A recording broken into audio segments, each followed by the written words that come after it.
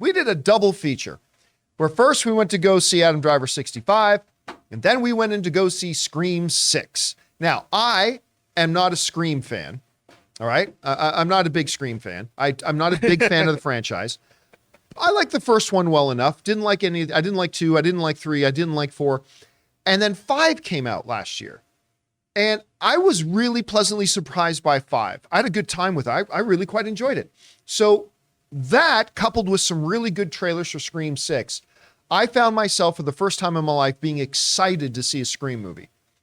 And I love Jenna Ortega and all that kind of stuff. So off we go right after seeing 65 to go see Scream 6. And I will say this. If you had bet me $100 yesterday in the afternoon about my double feature and which movie will I like better, 65 or Scream 6, I would have bet Scream 6. And I did like Scream 6. Don't get me wrong. I liked it. We're going to talk about it here in a second. I did like Scream 6. But I would have lost that bet because I actually ended up coming out enjoying 65 a little bit more. But anyway, we're here to talk about Scream 6. All right. Scream 6 is, I think, one of the better installments of the franchise, to be honest with you. Look, when you go to see a Scream movie, you are not going to see Shakespeare. You're not on your way. You're not going there to see Daniel Day-Lewis. You're not going to see the Ghostface mask come off and it's Daniel Day-Lewis or Denzel Washington. You're hurting Taylor right now. Can you please calm down a little bit? I think even Taylor would agree, right? That's not what you're going to Scream Funny for. you mentioned that because breaking news, Daniel Day-Lewis cast in Scream Coming 7. out of retirement for Scream 7. Yeah, I mean, that's not what you're going for, right? What are you going for? You're going for some clever, funny pop cultural references. You're going for some really fun kills. You're going for, see if you can figure out the mystery a little bit. That's the stuff you're going for, right? And on that level, I got to say, this movie delivered in spades on that level. The kills were fun. There was some really good humor in it. I won't say what it is, but one involves a scene with Jenna Ortega and Courtney Cox that I thought was really, really funny. I like this group from Scream 5.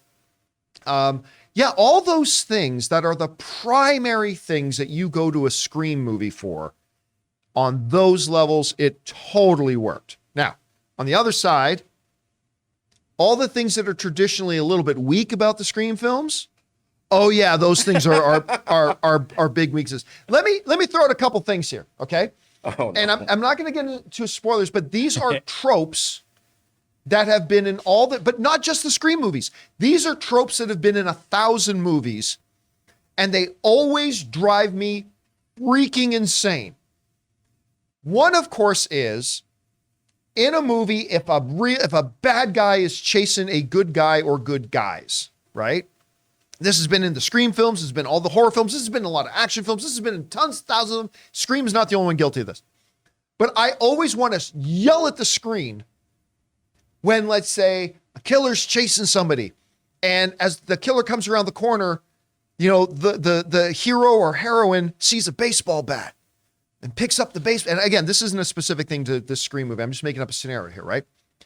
Realize there's a baseball bat there. So the heroine or the hero picks up the baseball bat, and as the killer comes around the corner, boom, they crack him over the head with the baseball bat.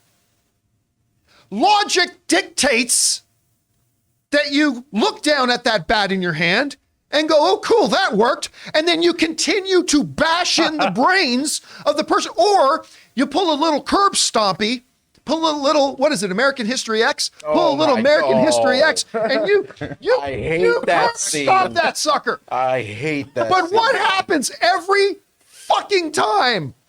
Every time in any of these movies, you get the person, and then the hero or heroine goes, oh, they knock the bad guy down. They go, woo, they drop the bat, and they keep running. And you know what's better? What's if that? they hit the bat on the killer's face, and they fly through a 2-story window onto the floor. They're like, nah, they're good. We're good. We got them. Yeah, no, it's all good. It's all fine. But that one thing, that little fake make-believe thing I just made up, that happened like 7 times in this movie. like 7 times in this movie. And every time I'm screaming, it's like, why? Like that just like, dude, get full mount. Start landing some ground and pound. Throw some elbows. Like they're down. Yeah. Kill them. And believe it or not, they're scary in that mask, but behind it, they're just a person. Yeah, see, that's my big problem with all of them. They're just a person. But John, my out of theater review, I said something about like the David Arquette character. I'm not backtracking, but I do want to say that whatever there was in the 5th one, that I enjoyed, I didn't find much of in this one. Ooh. Like, and a lot of that was like, I think the parts that just made me laugh. There was like a lot more, like breaks between. I don't know, like the kills in the 5. I don't know. Maybe, but I mean, you mentioned coming out that you really felt the absence of David Arquette, Or and after something watching like the 5th one, there was definitely a dimension that David Arquette brought to the 5th one that you felt was missing in this one a bit. I also very much felt the absence of Sydney. Yeah, me too. But the movie, I went in wondering how are they going to address the fact that Sydney is in here, and I thought. They, number one, addressed Sydney being missing very well. And number 2, they gave a really good story reason for why Sydney wasn't there. Unlike Creed with Stallone, they did a much better job with Sydney missing than they did with Rocky missing. And number 3, I thought they handled it very respectfully. I thought they handled, so I won't say how they do it, but I thought they handled all that really, really well. The twist, hey, listen. These cheap little horror movies, I usually see the twist coming from a mile away. It got me. It surprised me. Look, the little twist got me. And that's where I think I've only seen Scream 1, I think Scream 2, 5, and then this one. So there's a lot of inside baseball in this movie where the audience reacted and I didn't know anything about. So anybody who's a Scream fan, Taylor, you probably knew everything. You probably reacted the same way. Obviously Taylor loved it. How would you compare it to Scream 5? To Scream 5, I'm going to rewatch this one on Saturday in Dolby. I think as of right now, I prefer this one over Scream 5, but I just want to get a second viewing in before I solidify that statement. I saw it at a fan screening at AMC, so it was 5 p.m. 3D. The 3D is unnecessary, so if you're thinking about it, I would just say, as fun as it is that this is the first theatrically released 3D Scream film, you could skip the 3D. I'm going to see it in Dolby for my second viewing. They give out these really cool prints. I'm going to frame mine, put it on my wall. I love this movie. It was so good. I was nervous. I was shaking. I was sweating. I told you, I started tearing up at the opening kill scene. I was like, God, you guys, this is what I wanted. This is what I've been waiting for. But 2 things, and then I'll go another hour. So the first thing is, after the movie, a viewer of the show, Scott, and his boyfriend Alex, they came up and introduced themselves to me. So I just wanted to say hello. Very nice to meet you guys.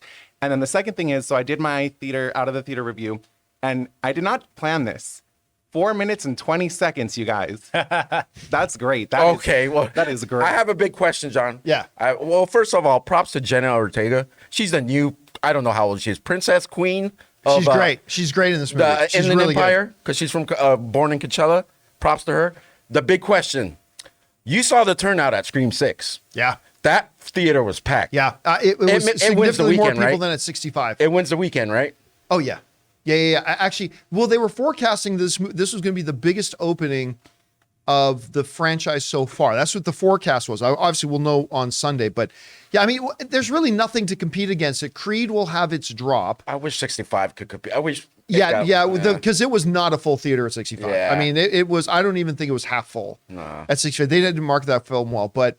Again, I think this is one of the better installments of the Scream. I personally prefer 5 over 6, but I had a good time. It's a good weekend for any genre. We got sci-fi fans, we got horror fans. It's all there for you. Yeah, go see 65, Creed. go see Scream, go see Creed. I mean, there's a lot of good stuff in the theaters right now. Question is for you guys.